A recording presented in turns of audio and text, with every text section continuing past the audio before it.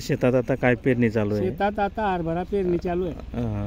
दादा आपण ट्रॅक्टरच्या साहाय्याने पेरणी करताय? हो, ट्रॅक्टरच्या सहाय्याने करतोय. पूर्वी जे होते ते बैलजोडीने बैलजोडीने करायचे, बैलजोडीची शेती व्यवस्थित व्हायची. पण आता कोणी बैलजोडी पाळत नाहीये, खत कोणी टाकत नाहीये, उत्पन्नावर फरक पडतोय.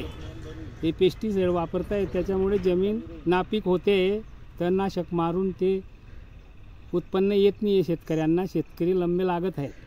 बैलजोडीने जे पेरणी करायचे त्याला किती वेळ लागायचा का? आणि वेळ लागायचा, त्याला वेळ लागायचा. 2 बिघे शेतीला दिवसभर जायचे संध्याकाळपर्यंत.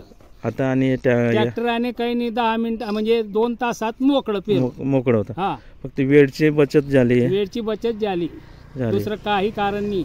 काही कारण नाही. वेळची बचत झालेली आहे. फक्त मजूरच्या अभावी मजूर फार महाग झाली आहे.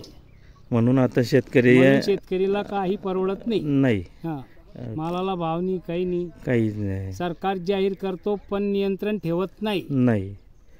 आपला तालुका तर वगळण्यात आला. आता आपला तालुका वगळला गेला आहे. चोपडा तालुक्यात काही अनुदान मिळणार नाही.